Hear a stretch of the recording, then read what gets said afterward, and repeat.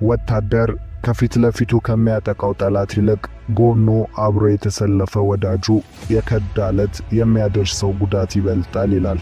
እርግጥ ነው ከፊት ለፊት የመጣን ጠላትነቱን አምኖ ከተቻለ ማጥቃት ካልተቻለ መከላከልና ማፈግፈግ ይቻላል። ነገር ግን ጠላትነቱን በግልጽ ያላወጀ ወዳጅ መሰል ጠላት ግን ከባድ ጉዳትን ያስከትላል። ከጠላት ሁሉ ጠላት የወዳጅ ጠላት ነው። ዓለማችን ላይ የዋህ ሰዎች እንዳሉ ሁሉ ክፉ ሰዎችም መኖራቸው የማያጠራጥር ነው። ታዲያ ሰዎች አንዳንዴ ያለ ምክንያት ከስኬት ሲጨናገፉና ሲከስሩ ሁሉ ነገር ሲበላሽባቸው ያንን ያደረጋባቸው እንደሆነ ለመገመት ይቸገራሉ ወይም ሩቅ ያሉ ጠላቶቻቸውን ይጠረጥራሉ።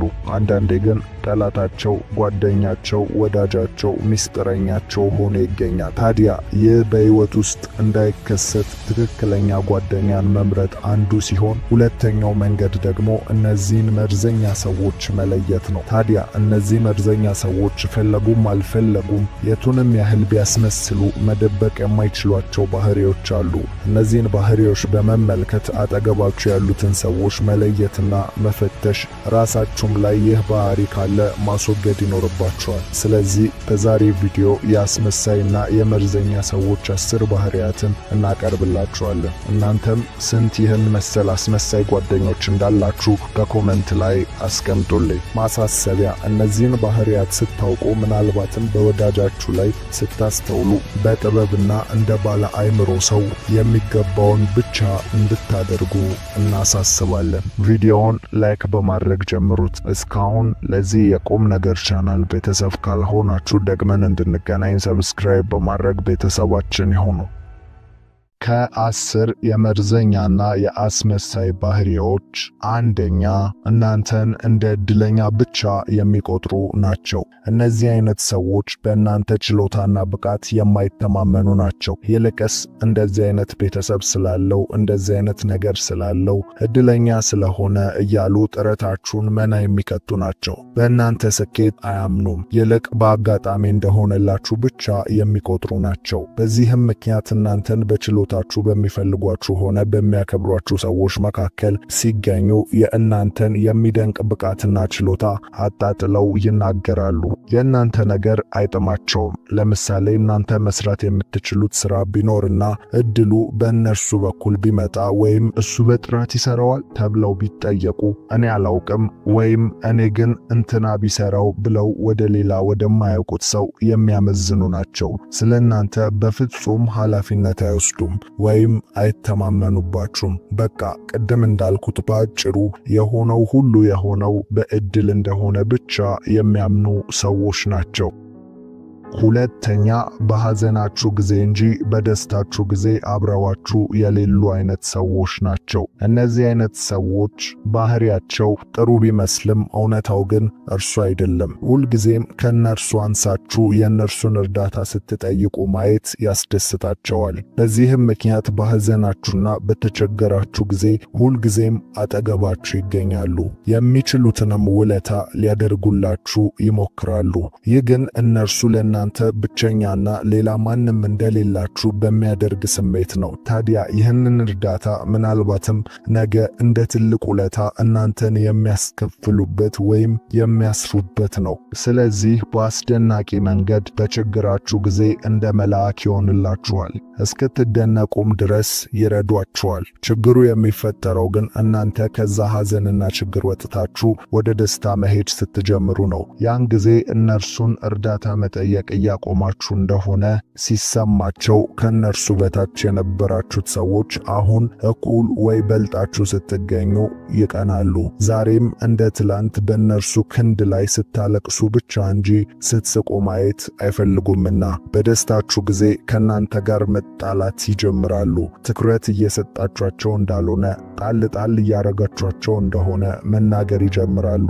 ድሮ የምታውቁትን መልካምነት ሁሉ ይጠፋል። ከቻሉ የእናንተን ነገር ሊያበላሹ ወይም ሊያጨናግፉ ይችላሉ። በቃላቶቻቸው መሃል እናንተ ያላችሁን በራስ መተማመን ዝቅ የሚያደርግ ነገር መናገር ይጀምራሉ። ትላንታችሁን፣ ስህተታችሁን፣ ውድቀታችሁን እያስታወሱ ሊያሸማቅቋችሁ ይሞክራሉ። ከባድ የሆነ መገፋት፣ ንቀት ከነዚህ ሰዎች ልትቀበሉ ትችላላችሁ። ታዲያ እነዚህ ሰዎች በደስታችሁ ጊዜ ስትፈልጓቸው አይገኙም። ቅናታቸው ስለሚታወቅ ይደበቃሉ፣ ይልቅ እየራቁ ይመጣሉ። እንደ ትላንቱ ከነርሱ ብቻ እየተቀበላችሁ እነርሱን ብቻ እየለመናችሁ ካልሆነ እናንተ ተለውጣችሁ ልትሰጧቸው ወይም ልታበድሩ ልትረዷቸው እጃችሁን ስትዘረጉ ይቃወማሉ፣ ከናንተ አይቀበሉም። በቃ ትክክለኛ ቅናትን ታያላችሁ። እስኪደርሱባችሁ በእናንተ ላይ ስልጣን እስከሚኖራቸው መንገድ ድረስ ተከትለው ሊያስቆሟችሁ፣ ሊያስፈራሯችሁና ሊያበላሹ ይሞክራሉ። ነገር ግን እነዚህ ሰዎች በደንብ ርቀትን ስትፈጥሩና የእውነት ሲሳካላችሁ መድረስ የማይችሉበት ቦታ ስትሆኑ መልሰው ለእናንተ መሆን ወይም መስማማት ይጀምራሉ። እነዚህ አይነት ሰዎች አስመሳይ ናቸው። ሶስተኛ፣ ሐሜተኞች ወይም ሚስጥርን የሚያወሩ።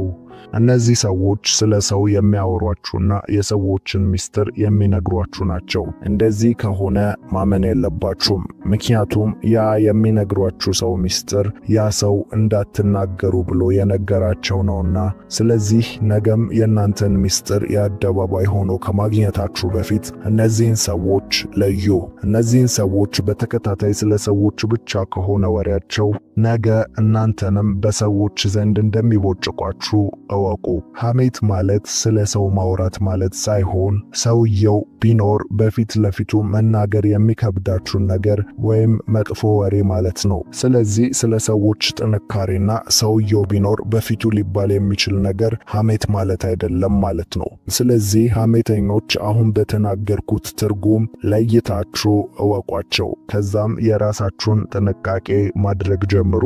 እነዚህ ሰዎች አስፈላጊውን እርምጃ ባለመውሰዳችሁ ምክንያት ሰዎችን እንድትጠሉና ከሰዎች ጋርም ሊያጣሏችሁ ይችላሉ። እነርሱ ግልጽ ነኝ በሚል ሽፋን ተሸፍነው ሁሉን ነገር በመናገር የሚሆነውን በማየት ይዝናናሉ።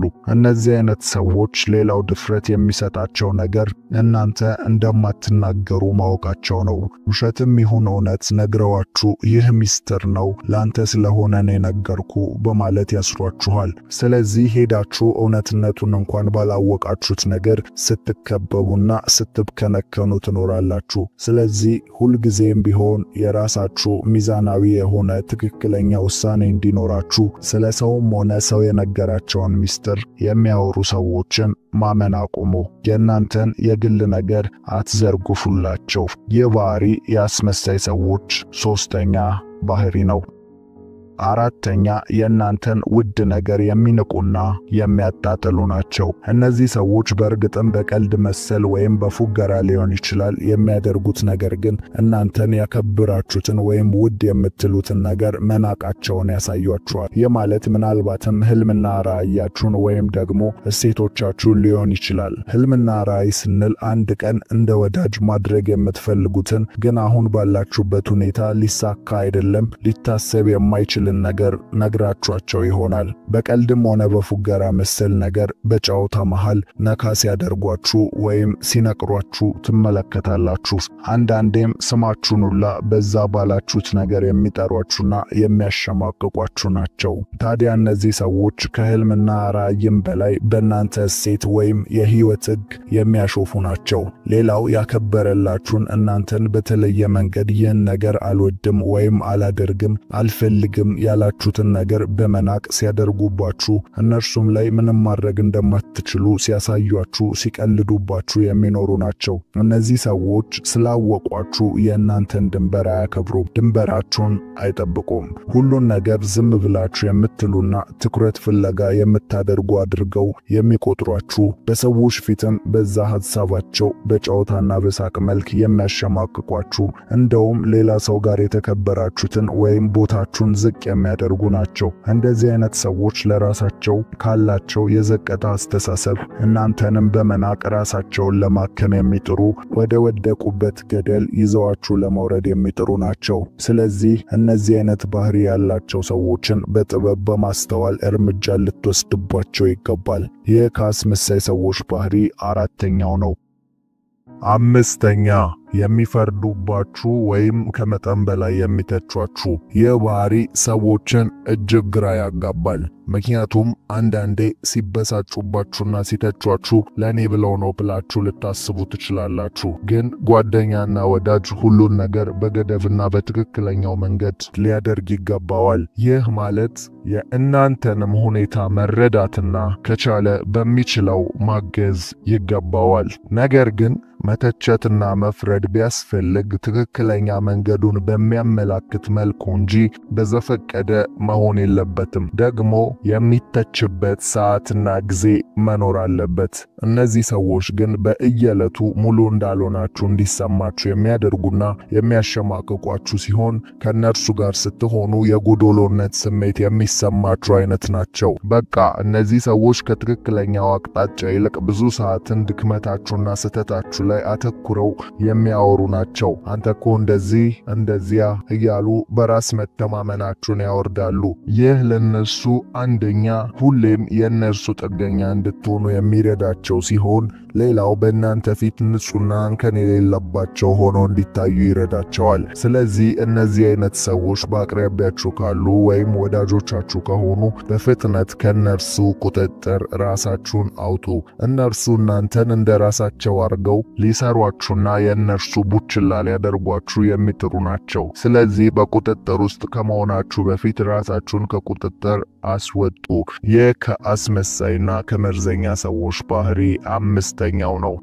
ስድስተኛ በጣም ከሚያደንቋችሁ ወይም በከንቱ ከሚያሞካሿችሁ ሰዎች። እነዚህ ደግሞ ከላይኛው በተቃራኒ ከመጠን በላይ የሚያወድሱና የሚያሞካሹ በከንቱ የሚያደንቋችሁ ሰዎች ናቸው። እናንተ ራሳችሁን ከፍ አድርጋችሁ እንድትመለከቱም የሚያደርጉ ናቸው። ታዲያ ነገር ግን ውዳሴው ሁሉ ውሸትና ማጋነን የሞላበት ነው። ይህን የሚያደርጉበትም ምክንያት በዚህ ምክንያት እናንተ ከነርሱ መራቅ ስለምትፈሩ ነው። እነርሱ ጋር የሚሰማችሁን ኮንፈርት ለመጠበቅ ሲባል ከነርሱ ልትርቁ አትችሉም። ሁለተኛው ደግሞ የሚፈልጉትን ነገር በቀላሉ ሊቀበሏችሁ ወይም ሊያስደርጓችሁ ስለሚፈልጉ ነው። ስለዚህ እነዚህን አይነት ሰዎች እንደ ጓደኛ እንደ ወዳጅ እናንተን አይተው በሰው ፊት ሞላ እንድትሉ ድክመታችሁን ስህተታችሁን አይነግሯችሁም እና ይልቅስ እናንተ ጋር ጥሩ አድናቆት ሙገሳ ካሳዩአችሁ በኋላ በድክመታችሁ ከኋላችሁ ያሾፋሉ፣ ይቀልዳሉ፣ ከጀርባ ይጎዷችኋል። ስለዚህ ይህ አይነት ባህሪን የማስመሰልና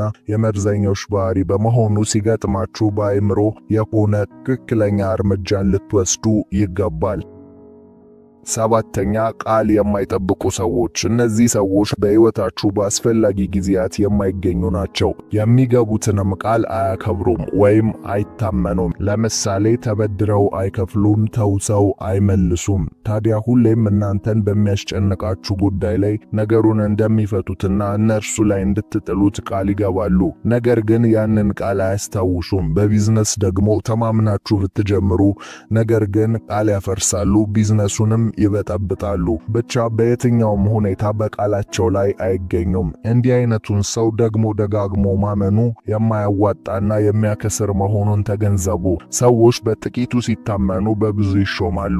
እነዚህ ሰዎች ከእናንተ ጋር ጓደኛንን ቢሉ እንኳን ይህን ቃል ስለመጠበቃቸው ዋስትና የለም። አንድ ቀን የሚመቻቸው ሁኔታ ጋር ሲገቡ ይረሷችኋል። በራሳቸው ነገር ቢዚ ይሆናሉ። ከእናንተ ጋር አያሳልፉም። በጣም ሁልጊዜም ቢሆን ከኔ ጋር ናቸው ብላችሁ ልባችሁ እንዲያርፍ ማድረግ አይችሉም። ሁሌም በሐሳብና በምኞታቸው ሌላ ቦታ ላይ ናቸው። ሁሌም ሰው ቃሉን የማይጠብቀው እንዳይፈጽም የሚያደርገው ነገር ሲከሰት ነው። ቃሉን የሚጠብቀው ደግሞ ያ እንዳይፈጽም ያደረገውን ነገር ዋጋ ከፍሎ ቃሉን ሲፈጽም ነው። እነዚህ ሰዎች ግን ምንም አይነት ጉልበትን ማባከን አይፈልጉም። ለእናንተ ምንም አይነት ጥረት አያደርጉም። በቃ ባጭሩ በጣም ከተመቻቸው ብቻ ቃላቸውን ያከብራሉ። ካልሆነ ግን ሁልጊዜም ወደ ምቾቶቻቸው ያደላሉ። ይህን ሲያረጉ ግን እናንተን ምናልባትም አውላላ ሜዳ ላይ ጥለው በእነርሱ ተማምናችሁ ሁሉን ነገር ትታችሁላቸው ሊሆን ይችላል። ስለዚህ ቃልን አለመጠበቅ ከአስመሳይ ሰዎች ባህሪዎች ሰባተኛው ነው። ስምንተኛ ጥቅመኛ ሰዎች እነዚህ አይነት ሰዎች ከጊዜው ጋር የሚቀያየሩ ናቸው። ከእናንተ ጋር የሚሆኑት ስለሚያገኙት ጥቅም ብቻ ሲሉ ነው። ታዲያ ለእናንተ ምንም አያስቡም። ሁሌም ከእናንተና ከጥቅም ለጥቅም ይወግናሉ። መጀመሪያውኑም እናንተ ስለምታደርጉላቸው አብረዋችሁ እንደሚሆኑ ያስገነዝቧቸዋል። በአፍ ወይም በቃል ሳይሆን በተግባር። ለምሳሌ ዛሬ እንገናኝ ስትሏቸው ትጋብዘኛለህ የሚሉ ናቸው። ታዲያ እንደዚህ አይነት ሰዎችን ለማግኘት ያለንን ሁሉ ኢንቨስት እናደርጋለን። የሚመጡትም በአብዛኛው ለመዝናናት፣ ለመብላትና ለመጠጣት ነው። ጥቅማቸው በሌለበት ቦታ አይገኙም። ሁልጊዜም ስሌታዊ ናቸው። በስሌት ነው የሚኖሩት። የሚያወጡት ወይም ከነርሱ ለእናንተ የሚደረግ ምንም ነገር ቢኖር በምትኩ ሌላ ይፈልጋሉ። ስለዚህ ባህሪያቸው ተቀያያሪ ነው። እናንተ ጋር ሌላ፣ ሌሎች ጋር የሚያሳዩት ባህሪ ደግሞ ሌላ ነው። ጥቅመኛነት በብዙ ሰዎች ላይ ይስተዋላል። በጥቂቱ ማንም ሰው ዘንድ አለም ተብሎ ይታሰባል። ሰው ጥቅም ባያገኝ ማንም ከማንም ጋር አይሆንም ነበር። ጓደኛህን፣ ወዳጅህን ሁሉ የምትመርጠው የሚሰጡህን ጥቅም በማሰብ ነው። ለህልሜ ይረዱኛል፣ ራእዬን ይደግፋሉ፣ ባህሪ እንጣጣማለን።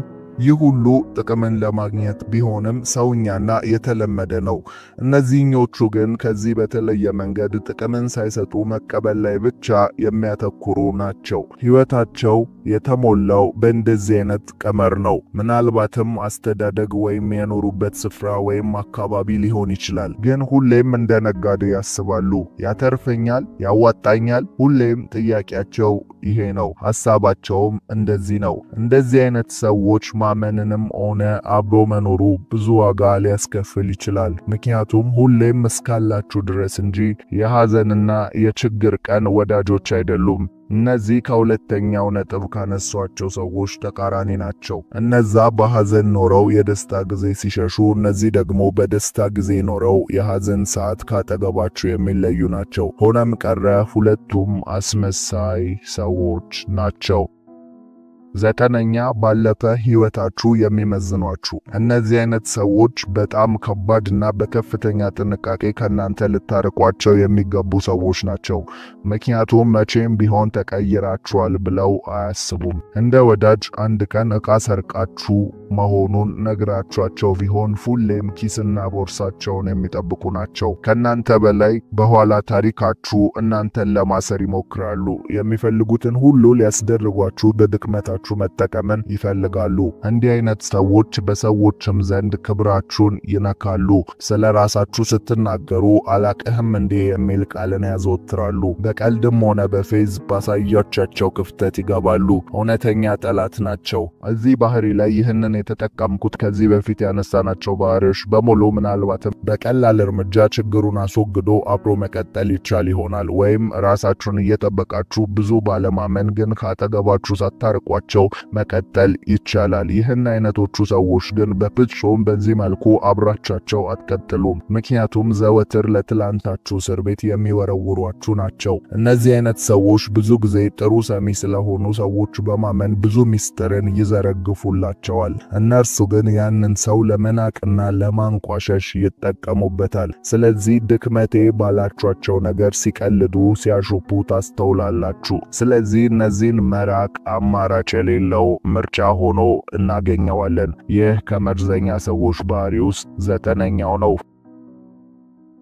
አስረኛና የመጨረሻው እነዚህ አይነቶቹ ደግሞ በጓደኝነትም ሆነ በወዳጅነት ላይ ምንም አይነት አስተዋጽኦ የማያደርጉ ናቸው። ያ ማለት ግንኙነታችሁ የሚቀጥለው እናንተ እንዳይቆም በምታረጉት ጥረት እንጂ በእነርሱ ድጋፍ አይደለም። ግድ የለሽ ናቸው። ካልደወላችሁ አይደውሉም፣ ካልፈለጋችኋቸው አይፈልጓችሁም እና እናንተ የህይወት ሩቅ ጓደኛ የሚያደርጓችሁ ናቸው። በተመቻቸ ቦታና ሁኔታ ውስጥ ሲስማሙ ረሷችሁ ናቸው። ተጣልታችሁ ሁልጊዜ ይቅርታን ከናንተ የሚፈልጉ፣ በመለያየታችሁ እናንተ ብቻ ልትጎዱ እንደምትችሉ የሚነግሯችሁ፣ እነርሱ ባለብዙ ጓደኛና ባለብዙ ፈላጊ እንደሆኑ የሚያሳዩአችሁ ሰዎች ናቸው። እነዚህ ሰዎች ለግንኙነት ኃላፊነትን አይወስዱም። ስለዚህ እናንተ ውስጥ ሁሌም ጥያቄ ይኖራል። ለምን አንለያይም ስትሉ ግን አጠገባችሁ ናቸው ስትሉ ደግሞ የሉም፣ በቃ እንደ ሙዳቸው ናቸው። ናቸው። በመስመር ውስጥ አይገቡም። እነዚህ ሰዎች ሕይወት ላይ ፈሪ ናቸው። በጓደኝነታችሁ ብቻ ሳይሆን ምንም አይነት ሥራ አብራችሁ የምታደርጉት ሐሳብ ቢኖራችሁ ኃላፊነትን ስለማይወስዱ ትጎዳላችሁ። ገንዘብም ሆነ ምንም ነገር አምነው ኢንቨስት አያደርጉም። ምንም አብረው አይጀምሩም። ይህ ማለት ስትጀምሩ ግን አለውበት የሚሉ ናቸው። ተርፍን እንጂ ኪሳራን የማይጋሩ ናቸው። እንዲህ አይነቶቹ ሰዎችን ማመኑ አስፈላጊ አይደለም። ይህ 10 ባህሪዎች በተለያየ መንገድ በብዙ ሰዎች ላይ የሚገለጥ ወዳጅነት ወይም ግንኙነት ልክ እንዳልሆነ የሚጠቁሙ ምልክቶች ናቸው። እናንተም ላይ ካለ እንድታስተካክሉ፣ ሰዎችም ላይ ማስተካከል ከተቻለ ብትሞክሩ፣ ካልተቻለ ደግሞ ራሳችሁን እንድትጠብቁና እንድትጠነቀቁ በተጨማሪም ተገቢውን እርምጃ እንድትወስዱ እናሳስባለን።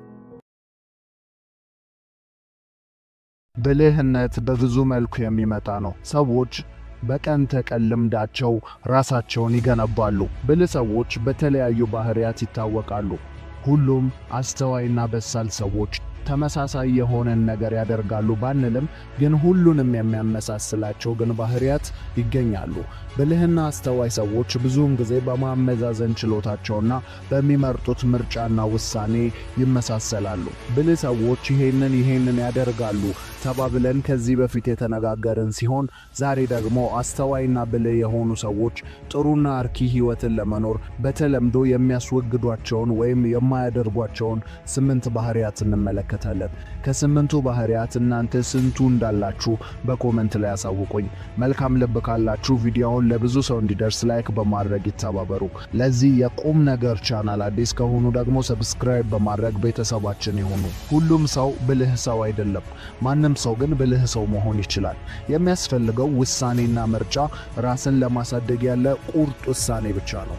ይህ ሁላችንም የምንስማማበት እውነት ነው። ታዲያ ብልህና አስተዋይ ሰው ለመሆን ተደጋግሞ ማድረግ ስላሉብን ነገሮች የሰማን ቢሆንም ዛሬ ደግሞ ማድረግ የሌለብንን ወይም ይህንን ባህሪ ሳናስወግድ እነዛን ባህሪያት ብንገነባም ለውጥ እንዳናመጣ የሚያደርጉንን 8 ነገሮች እንመለከታለን።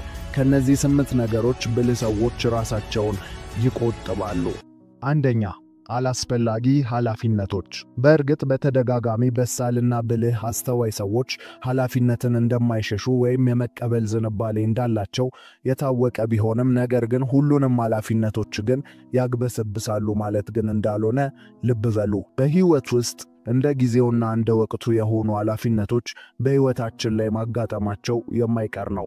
እነዚህንም ተቀብሎ ተገቢውን ምላሽ መስጠትና ነገሩን በብቃት መወጣት እጅግ አስፈላጊ ነገር ነው እና ግን አሁን ባልነው መንገድ በብቃት ነገሮችን ለማከናወን ስለ ነገሩ ጠለቅ ያለ ግንዛቤ፣ አንዳንዴም ለኃላፊነቱ የምንወስደው ጊዜን አለን ወይ፣ ጉዳዩስ ምን ያህል አስፈላጊ ነው ብለን ስንፈትሽ ሁሉም ኃላፊነቶችን ከማግበስበስ እንቆጠባለን።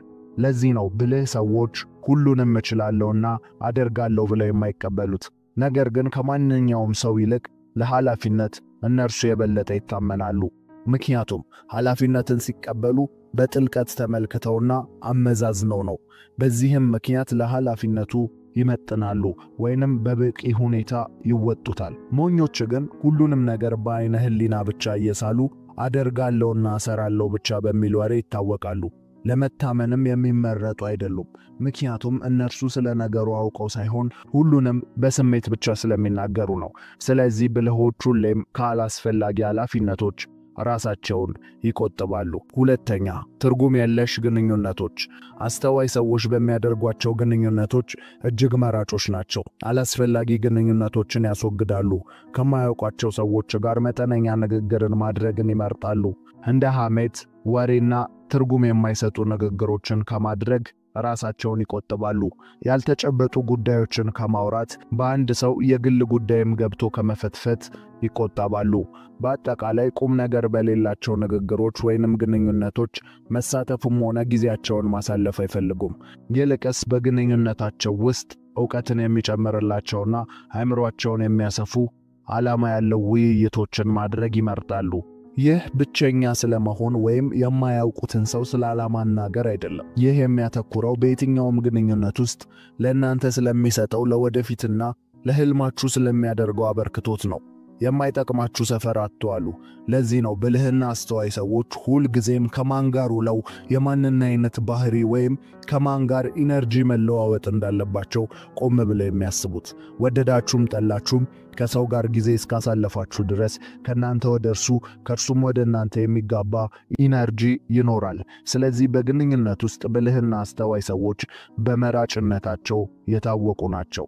ለግንኙነታቸው ፍጹም ጠንቃቃና አስተዋይ ናቸው። በዚህም ምክንያት ራሳቸውን ከትርጉም የለሽ ግንኙነት ይቆጥባሉ። ሶስተኛ አውቃለው ማለትን። ብልህ ሰዎች ብዙ ጥበብ እንዳያመልጣቸው አውቃለው ከማለት ራሳቸውን ይቆጥባሉ።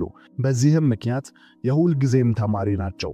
ታላቁ ሶቅራጠስ በጊዜው ብልህና አስተዋይ ከነበሩ ሰዎች አንዱ ሲሆን ታላቁ የሚታወቅበት መመሪያ ግን እኔ የማውቀው አለማወቄን ነው በማለት ነበር። የሰው ልጆች መቼም ሁሉንም አዋቂ መሆን እንደማንችል ልንገነዘብ ይገባል።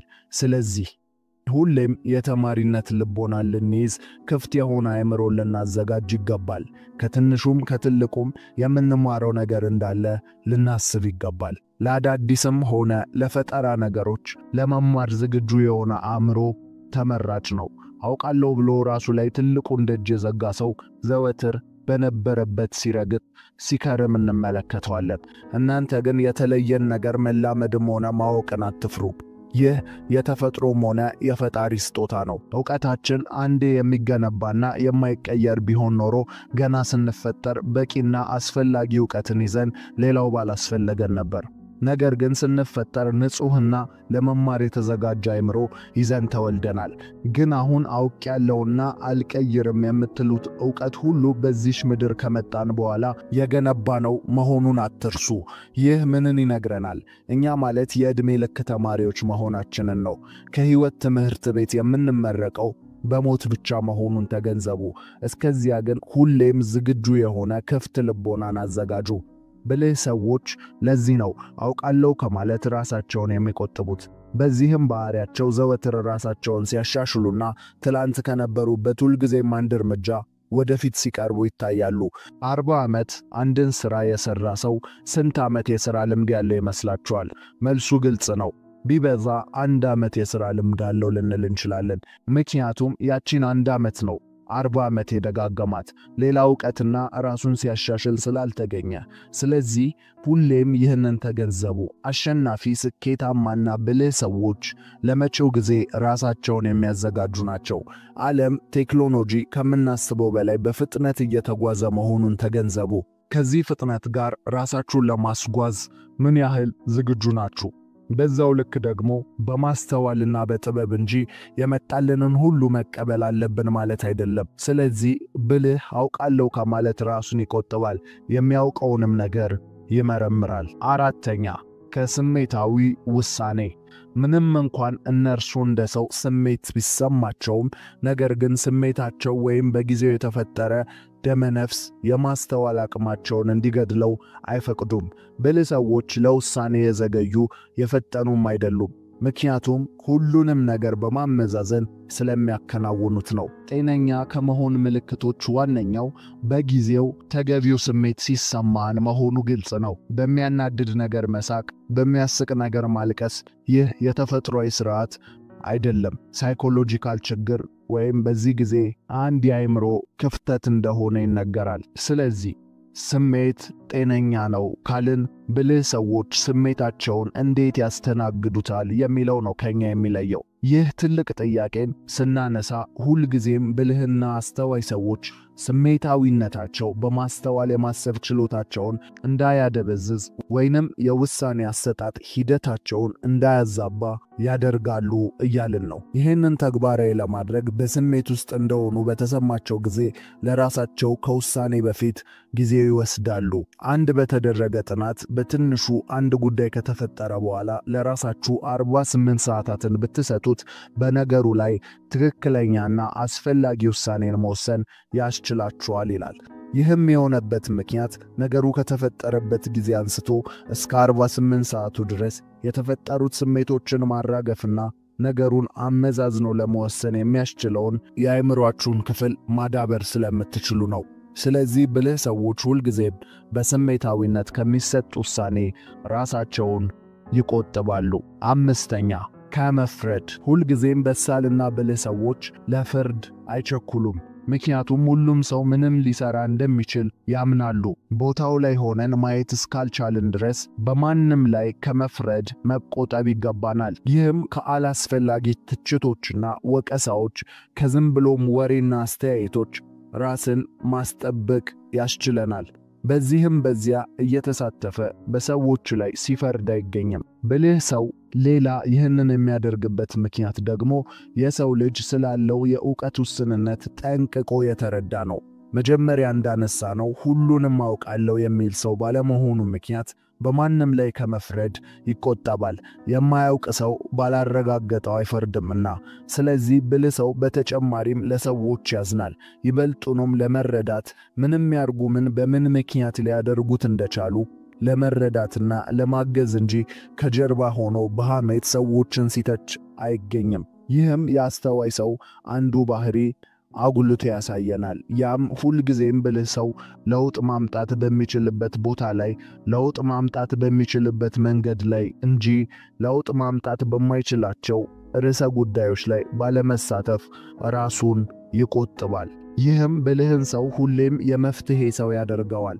ስለዚህ ሁሌም ብልህ ሰው ከመፍረድ ራሱን ይቆጥባል። ስድስተኛ ለአስተያየት ዝግ መሆን። አስተዋይ ሰዎች አስተያየቶች ነገሮችን ለማሻሻልና ለመለየት በዋጋ ሊተመን የማይችል መሳሪያ መሆኑን ያውቃሉ። ምንም እንኳን ለመስማት አስቸጋሪ ቢሆን እንኳን አዎንታዊ ለውጦችን ለማድረግ ግን ዕድልን ይሰጣል ብለው ያምናሉ። ያ ማለት አስተያየቶችን ሁሉ ይቀበላሉ ማለት እንዳልሆነ ልብ ልትሉ ይገባል። ነገር ግን የአስተያየቶችን ልክነት ከመዘኑና በእነርሱ ዘንድ ተቀባይነት ካገኘ በኋላ ለመለወጥ ወይም ለማሻሻል አይሰንፉም ማለታችን ነው። ይሄ ማንነት ደግሞ ሁልጊዜም በለውጥ ውስጥ የሚኖር ስለሆነ በጊዜ ሂደት ውስጥ ኋላ ቀር ሆነው አይገኙም ማለት ነው። ያ ማለት ከዘመኑ ጋር ፈጥነው ማደግን ይችላሉ። በምሳሌ ስናየው ድሮ ካሴትና ሲዲ ይሸጥ የነበረ ሰው አሁን ዘመኑ ተቀይሮ ፍላሽና ኢንተርኔት ሲሆን ራሱን በምን መንገድ ያሻሽላል ወይም እንዴት ሰርቫይቭ ያደርጋል እያልን ነው። አያችሁ፣ ለአስተያየትና ለመሻሻል ክፍት ልብ ያለው ሰው ተመቻችቶ አንድ ቦታ ላይ የማይቀመጥ ሰው ማለት ነው። ስለዚህ ሁል ጊዜም በሚደርሰው አስተያየት ውስጥ ከኖረ ራሱን አሻሽሎ ስለሚኖር ያሸንፋል እያልን ነው። ስለዚህ ልባም ሰው ሁሌም ለመማር ዝግጁ ስለሆነ አስተያየትን ካለመቀበል ራሱን ይቆጥባል እያልን ነው። አስተያየቶች ግን ብዙ ጊዜ የሚጎዱና ለጥላቻ አንዳንዴም ለማስቆም የሚሰነዘሩ ይሆናሉ። እነዛን በተሻለ አእምሮ አመዛዝኖ የመለየት ሁኔታ በብልህ ሰው ጫንቃ ላይ ያረፈ ነው። ይህ ነገር የምር ይጠቅመኛል ወይ? እኔን ከማሻሻል አንጻር ነው ወይ ይህ አስተያየት የተሰጠው? ወይንስ ነገሩ ስላልተለመደ አዲስ ስለሆነ? ወይንስ ደግሞ ከኔ ጋር ባለ ግላዊ ጥላቻ? ይህንን እያሉ ራስን ጠይቆ አስተያየትን መዝኖና ለይቶ የማውጣት ጉዳይ በሰውየው ላይ ይወሰናል። እነዚህን ንግግሮች አበጥራችሁ ዋናውን ቁንጮ ሐሳብ አግኝታችሁ ማስተካከል የጀመራችሁ ቀን እናንተ ጋር የሚደርስ የለም። ስለዚህ ብልህ ሰው ሁል ጊዜም አስተያየትን ካለመቀበል ራሱን ይቆጥባል ወይም ለአስተያየት ዝግ የሆነ ልብን አያዘጋጅም እያልን ነው። ሰባተኛ ጥቅም ከሌላቸው ማህበራዊ ሚዲያዎች። ይህ በተለይ በአሁን ዘመን አንጾት ልንሰጠው የሚገባ አሳሳቢ ጉዳይ ነው። ሰዎች በእጃቸው ባለችው ስልክ ዓለምን መዞር፣ አንድ ርዕስን ማውራትና ከዓለም ጋር መገናኘት እየቀለለ መጥቷል። ታዲያ ይህንን ሙሉ ለሙሉ በጭፍን የምንቃወም ሳንሆን ግን ጥቅምና ጉዳትን የምናመዛዝን ካልሆነ ይዞን መጥፋቱ የግድ ነው። ስለዚህ ራሳችንን በዚህ ዘመን በሚጠቅመን ርዕሰ ጉዳይ ላይ ብቻ እንድናሳተፍ ማድረግ እጅግ እየከበደ መጥቷል። ድሮ የሚያዝናኑን ቀልዶች፣ ድሮ የሚያስቁን ፊልሞች አሁን ላይ ምንም አይነት ስሜት የማይሰጡን እየሆኑ ከመጡ ሰነባብቷል። አሁን ላይ እንደ ድሮ እንድንዝናና ስለሆነ ብቻ ሳይሆን የሚያዝናናን ነገር ፍለጋ እየተጣጣረን ነው። ስክሮል ካደረግናቸው ነገር ምናልባት አንዱ ከብዙዎቹ የተለየ ስሜትን ሊፈጥር ይችላል። ያቺን ስሜት ፍለጋ ብዙ እናስሳለን። አሁን ይህንን የተረዱ ሰዎች ከተለመደው መደበኛና ቀልድ ፊልም የሰው ሐሳብ በመሸሹ ትርጉም ሊሰጡ የማይችሉ በትክክለኛው በሰው ማይንድ ብናስበው ግራ የሚያጋቡ ቪዲዮዎች ሲወጡና ብዙ ሲታዩ መታየት የተለመደ ነው። የዚህ ምክንያት ለመደበኛው ወይም ለድሮ አይነት ቀልዶችና ፊልም መዝናኛዎች ስሜት ማጣታችንን ያመላክታል። ስለዚህ በዚህ ዘመን ብልህና አስተዋይ ሰው ራሱን ከማይጠቅሙት ማህበራዊ ገጾች በመቆጠብ የስሜቱንና የአእምሮን ጤንነት ይጠብቃል እያልን ነው። በመደበኛ ቀልድና ነገሮች መዝናናት እያቆምን ነው እያልን ከሆነ ተፈጥሯዊ ይዘታችንን እያስለቀቀን ያለ አንድ የሆነ ጉዳይ አለ እያልን ነው።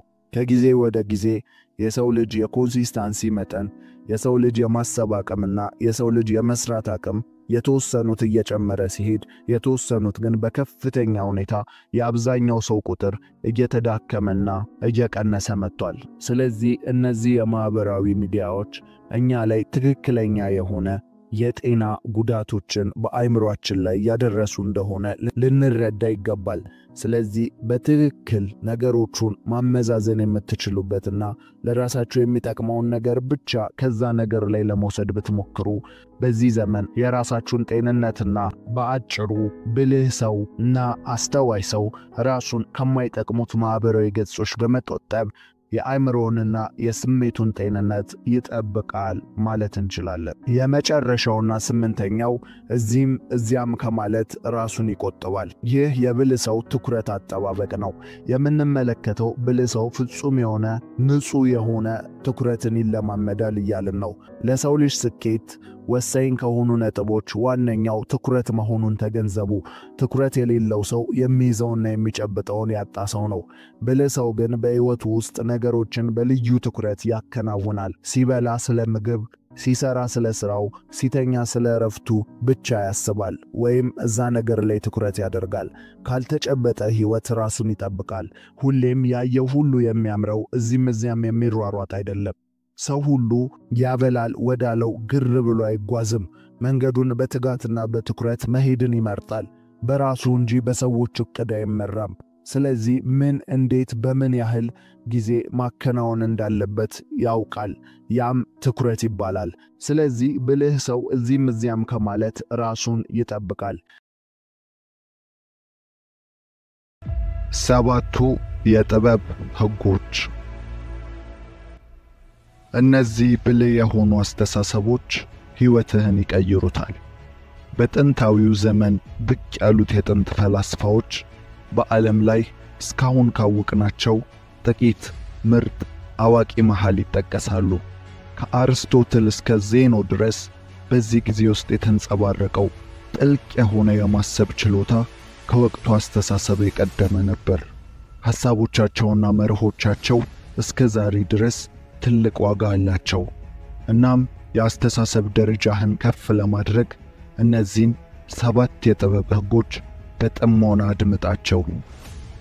ሰባተኛው ከሁሉም የበለጠ ድንቅና አስገራሚ ሕግ ነው።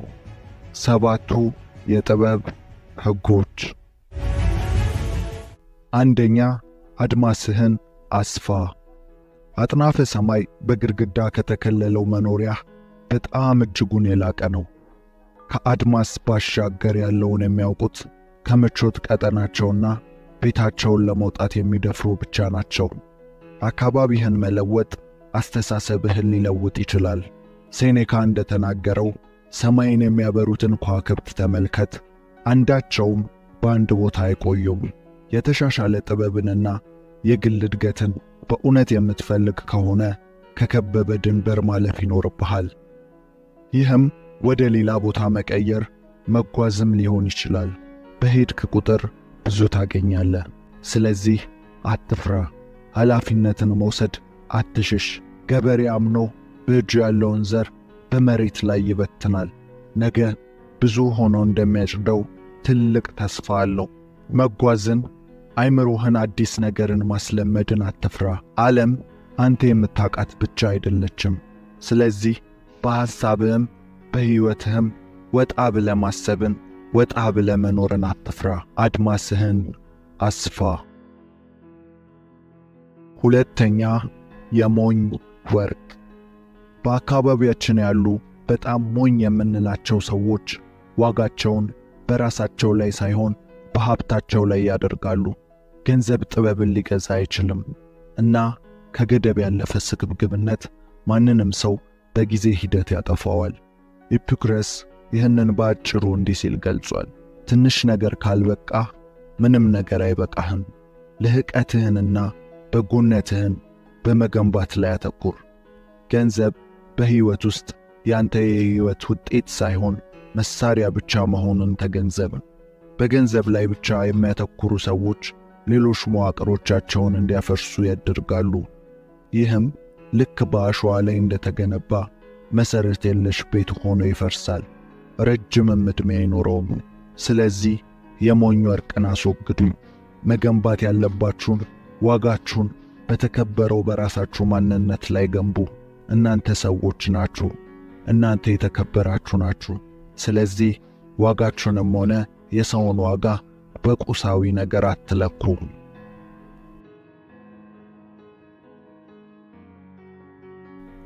ሶስተኛ፣ የምትቆጣጠረውን እወቅ። ማርክስ ኦሬሊየስ በአንድ ወቅት በምድር ላይ በጣም ኃያል ሰው ነበረ። ይህም ሆኖ በአንድ ወቅት እንዲህ ብሎ ነበር፣ በአእምሮህ ላይ ስልጣን አለ፣ በውጪ ክስተቶች ላይ ሳይሆን። ይህንን ከተገነዘብክ ብርታትን ታገኛለህ ሲል ተደምጧል። በዘመናዊው ዓለም ጭንቀትና መደበት ሳያስነቁ ገዳይ ሆነዋል።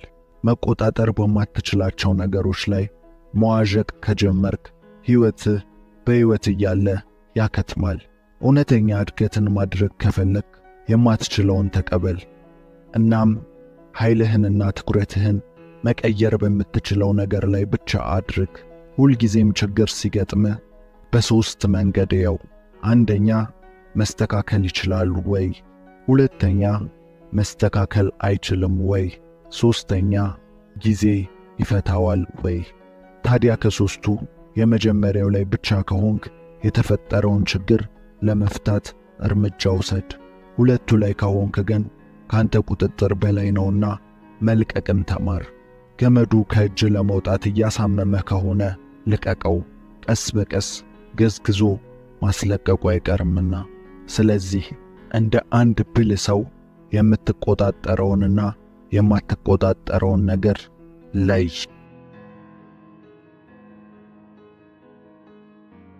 አራተኛ፣ ደግነት ይቆጥራል። የደግነት አቅም ያላቸው በጣም ጠንካራና ብልህ ሰዎች ብቻ ናቸው። ታናሹ ካቶ መናገር የምጀምረው ንግግሬ ከዝምታዬ የተሻለ መሆኑን ሳውቅ ነው ሲል ተናግሯል። ለሌሎች ደግ ለመሆን ጥልቅ ግንዛቤን ይጠይቃል። እናም ለማይገባቸውም ሰዎች ደግ ለመሆን የበለጠ ያስፈልጋል። በአንድ ሰው ላይ መናደድ ቀላል ነው። ንዴትን መያዝ ግን መርዝ እንደመጠጣት ነው። ለሰው ልጅ ደግነት የተሻለ ብቻ ሳይሆን ቅያሜን መፍቻና ሕይወትን የማቅለያ ጥበብ የሞላበት መንገድ ነው። ደግነት የልብ ጉዳይ ነው። ደጋግ ሰዎች የሚያረጉት ለይታይታ ሳይሆን ከልብ ከመነጨ ፍቅር ነው። የደግነት ሚዛን የምታደርጉት ነገር መጠን ሳይሆን የምታደርጉበት ልብ ነው። ደግነት ደግሞ ወደ ራስ ይመለሳል። ልክ እንደ ክፋት ሁሉ ደግነትም ክፋትም ዘር ናቸው። ቅንጣት ዘር ነገ በብዙ የምታጭዷቸው። ስለዚህ ከሁሉም የላቀው ደግነት ደግሞ ፍሬው ብዙና አርኪ ነው። ደግነትን ተለማመዱ። ይህ ከጥበብ ሕግጋት መካከል ዋነኛው ነው። ደጋግ ልብ ካላችሁ ቪዲዮውን ላይክ አድርጉ።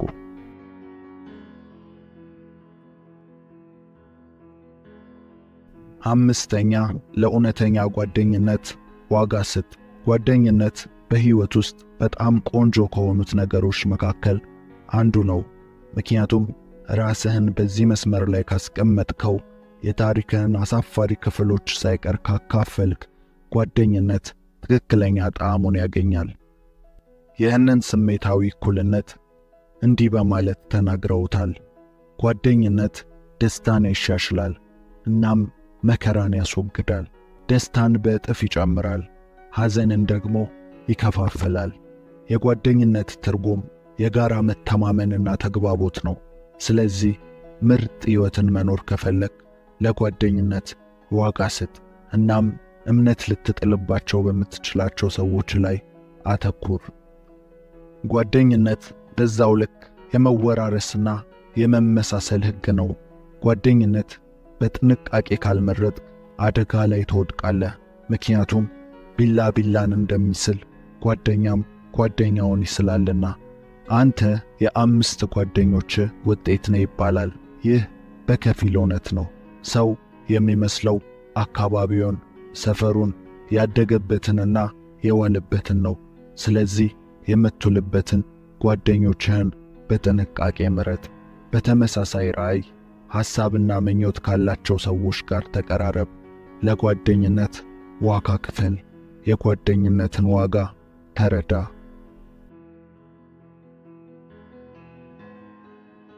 6ኛ ጤናማ አእምሮ። በማንኛውም ዘመናዊ ከተማ ውስጥ የምትኖር ከሆነ ከአልኮልና ከአደንዛዥ እጾች በጭራሽ ሩቅ አይደለህም። ከአልኮልና ከአደንዛዥ እጾች የሚያስፈራው ነገር እነርሱ በትክክል የሚሰሩ መሆናቸው ነው። ከህመም እንድታመልጥ ይረዱዋል፣ ግን ማንንም ከህመም አስመልጠው ጠንካራ ወይም ጥበበኛ አያረጉም። ፓይታጎረስ እንዳብራራው የአእምሮ ጥንካሬ በንቃተ ህሊና ውስጥ ያርፋል። ስለዚህ ምክንያታዊነት በስሜታዊነት እንዲሸፈን ያደርጋል። እውነተኛ ነጻነት የሚገኘው በውስጣችን ካለው ትግር ጋር በመጋፈጥ በማሸነፍ ብቻ ነው። ሁላችንም አስቸጋሪ ጊዜዎች አሉን፣ አንዳንዶቻችን ከሌሎቹ የበለጠ። ነገር ግን እነዚህን ጊዜያት በትክክለኛ መንገድ በመጋፈጥ በማሸነፍ በውስጣችሁ ጥበብና ጥንካሬን እንዲፈጠር ማድረግ ትችላላችሁ። የመጠጥና የሱስ ትልቁ ሌላኛው ጉዳት ተያያዥነታቸው ከአካል ይልቅ ከአእምሮ ጋር በመሆናቸው ነው።